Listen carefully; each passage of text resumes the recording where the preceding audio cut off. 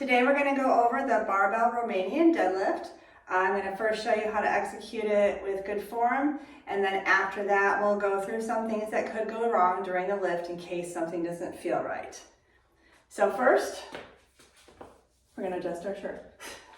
We're going to walk up to the bar. We're going to grab the bar right outside the thigh. So depending on how wide you are here, depends on how wide your hand goes. So it's different for everybody. We're going to make sure to grab the bar in our fingers versus trying to hold on with our palms here. It's going to rest here as opposed to here. I'll be able to see that better once I have the bar in my hand. Okay, walking up to the bar, finding my spot, making sure I'm centered, creating tension in my body before I pick this bar up, keeping it very close to me. Going to take one step back. All right, now I'm going to create tension in my body to make sure I'm safe, ready to go to lift. I'm going to pull my chest up, which is going to pull my shoulders back and down. From there, I'm going to make sure my hips are underneath my rib cage as opposed to back there, which where they live for some people. Then I'm going to externally rotate my thighs so that my legs are ready to go. And then I'm going to engage my core. I like to think of somebody punching me in the gut to give me that tension. Also, a good cue is to consistently pull the bar apart with your hands. That'll help keep the lats engaged. All right, from here, I'm going to take a nice inhale. I'm going to extend my hips back as far as they'll go, keeping a neutral spine. Trying to keep my neck in line with my spine, so I'm staring down in front of me. Notice the bar path is up and down, and that my knees aren't getting in the way. I'm staying behind the bar.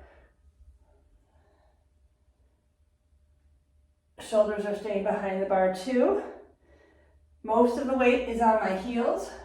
I'm still pushing my big toes down into the ground to use my full foot for stability. And I'm feeling this in my hamstrings and a little bit in my glutes.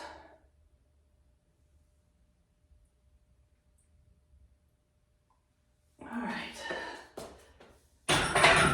Okay, so let's talk about what can go wrong in a barbell RDL.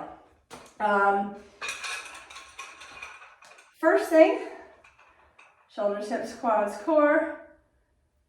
The head's not in the right position. Everybody likes to look at themselves in the mirror.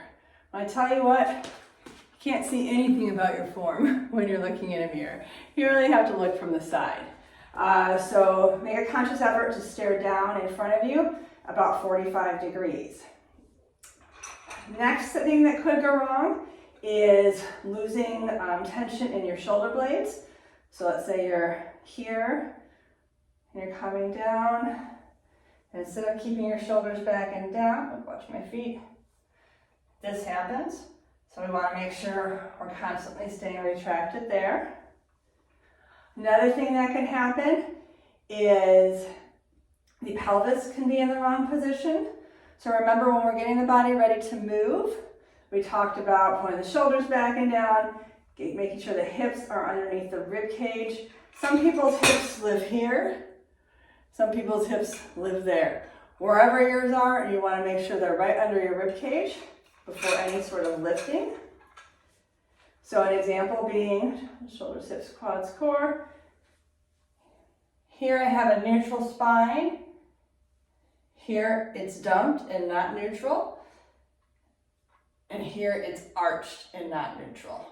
So a good way to test that is to take a dowel or a broomstick. If you don't have just one of these random sticks lying around. You want to push this into the back of your head, in between your shoulder blades, and it should also be flush with the lower part of your back. Shoulders, hips, quads, and core. And when I hinge, I maintain contact with all three spots. If my tailbone was tucked, I wouldn't have contact here. And if my back was arched, I'd have a big gap right there. So this is a good way to check and make sure your hinge is the right place. Usually if you feel your hamstrings and glutes in a hinge, you can be confident you're in the right spot. But if you're very flexible or if these muscles are weak, you might not feel that same sensation. Other things that could go wrong. Shouldn't have put this here. Okay, so we talked about not having a neutral spine. We want to make sure there's no unwanted rotation. So what that would mean is nothing on your body should be moving that you didn't intend to move. So if we come into our hinge, I'll show you from the back here.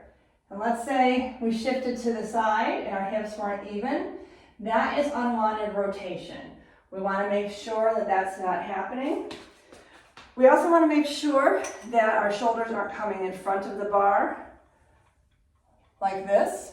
That would indicate probably we've rolled forward on our toes and now we have more weight on our toes than we have on our heels. And then the other thing that can happen is the bar floating too far away from you. You always want to keep weight close to you so you can keep it controlled. So if something doesn't feel right, check your form and see which of those things you might be missing. The best way to do that is to record yourself. And remember, you want to stay in a pain-free zone. So if something doesn't feel right, don't keep doing it. Stop, figure out what's wrong, and if need be, ask your coach for help.